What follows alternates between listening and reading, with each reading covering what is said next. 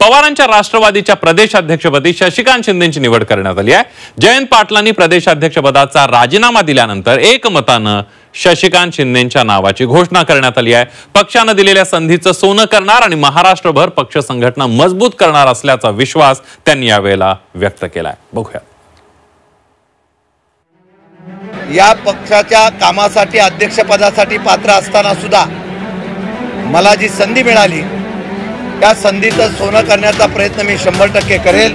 सर्वसामान्य माणसाच्या जनतेच्या प्रश्नासाठी शासनाच्या आणि सरकारच्या चुकीच्या धोरणाच्या विरोधात आवाज तर उठवेल, वेळ पडली तर रस्त्यावर उतरून योग्य वेळेला निर्णय घेण्याचं काम नेहमी शरद पवार साहेब करत असतात आणि ही सगळी प्रक्रिया ही मी आत्ता सांगतो ही माननीय जयंत पाटील साहेब यांना विश्वासात घेऊन करण्यात आलेली आहे। जयंतराव पाटलांनी हा 7 वर्षापेक्षा जास्त राष्ट्रवादी काँग्रेस पक्ष शरदचंद्रजी पवार साहेब यांचं अतिशय समर्थपणे आणि तितक्याच उत्तम प्रकारे सांभाळलं।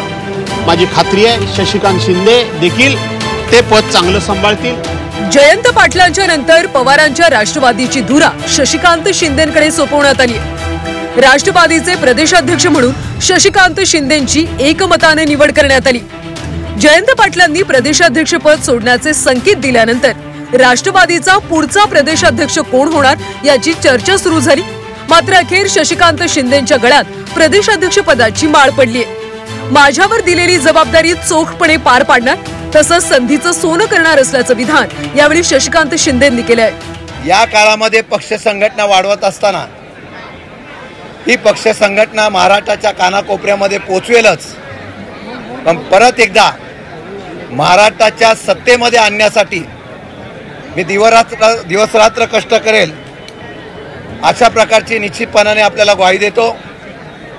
आणि त्याचबरोबर पक्षामध्ये अनेक दिग्गज नेते या पक्षाच्या कामासाठी अध्यक्षपदासाठी पात्र असताना सुद्धा मला जी संधी मिळाली त्या संधीचं सोनं करण्याचा प्रयत्न मी 100% करेल। प्रदेशाध्यक्षपदी निवड झाल्यानंतर शशिकांत शिंदेंनी थेट सरकारवर टीकास्त्र डागले। सरकारच्या चुकीच्या धोरणांच्या विरोधात आवाज उठवणार तसंच रस्त्यावर उतरून जनजागृती करणार असल्याचं विधान देखील शशिकांत शिंदेंनी केलंय। सर्वसामान्य माणसाच्या जनतेच्या प्रश्नासाठी शासनाच्या आणि सरकारच्या चुकीच्या धोरणाच्या विरोधात या महाराष्ट्रामध्ये अनेक प्रश्न आता आहेत, त्याच्या विरोधात वेळ पडली तर रस्त्यावर उतरून या सरकारच्या विरोधामध्ये महाराष्ट्राच्या जनतेची जागृती करेल अशा प्रकारची ग्वाही आपल्या चॅनलच्या माध्यमातून मी देऊ इच्छितो। जयंत पाटील शरद पवारांची साथ सोडणार अशी चर्चा गेल्या काही दिवसांपासून राजकीय वर्तुळात सुरू आहे। दरम्यान ही चर्चा सुरू असतानाच जयंत पाटलांनी प्रदेशाध्यक्ष पदाचा राजीनामा दिला, त्यामुळे ते पक्षात नाराज असल्याच्या चर्चांना देखील तोंड फुटलं। मात्र शशिकांत शिंदेची निवड ही जयंत पाटलांना विश्वासात घेऊनच केल्याचं जितेंद्र आव्हाड यांनी म्हटलंय। तर पवारांच्या मार्गदर्शनाखाली शशिकांत शिंदे चांगलं काम करतील असा विश्वास भास्कर जाधवांनी वर्तवलाय। योग्य वेळेला निर्णय घेण्याचं काम नेहमी शरद पवार साहेब करत असतात आणि ही सगळी प्रक्रिया ही मी आत्ता सांगतो ही माननीय जयंत पाटील साहेब यांना विश्वासात घेऊन करण्यात आलेली आहे। तेव्हा अफवांचं पीक उठता कामा नये। जयंतराव पाटलांनी हा 7 वर्षापेक्षा जास्त राष्ट्रवादी काँग्रेस पक्ष शरदचंद्रजी पवार साहेब यांचं अतिशय समर्थपणे आणि तितक्याच उत्तम प्रकारे सांभाळलं। माझी खात्री आहे शशिकांत शिंदे देखील ते पद चांगलं सांभाळतील। पवार साहेबांच्या मार्गदर्शनाखाली माझे ते जुने सहकारी आहेत, मी त्यांना मनापासून शुभेच्छा देतो।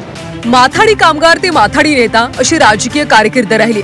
1999 मध्ये जावळी मतदारसंघातून शशिकांत शिंदे आमदार झाले।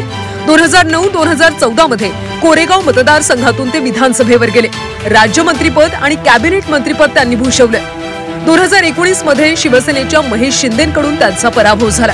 2024 लोकसभा निवडणुकीत उदयनराजेंकडून पराभव झाला। 2024च्या विधानसभा निवडणुकीत महेश शिंदेंकडून निसटता पराभव झाला। सध्या ते विधान परिषदेचे सदस्य आहेत। शशिकांत शिंदेंकडे प्रदेशाध्यक्ष पदाची जबाबदारी देण्यात आली, तर दुसरीकडे रोहित पवारांकडे देखील पक्ष मोठी जबाबदारी देण्याच्या तयारीत आहे। पक्षाचे मुख्य सचिव म्हणून आमदार रोहित पवार यांच्यावर जबाबदारी सोपवली जाणार असल्याची माहिती आहे। त्यामुळे येत्या काही दिवसात पवारांच्या राष्ट्रवादीत मोठ्या खांदेपारटाची शक्यता आहे। ब्युरो रिपोर्ट झी 24 तास।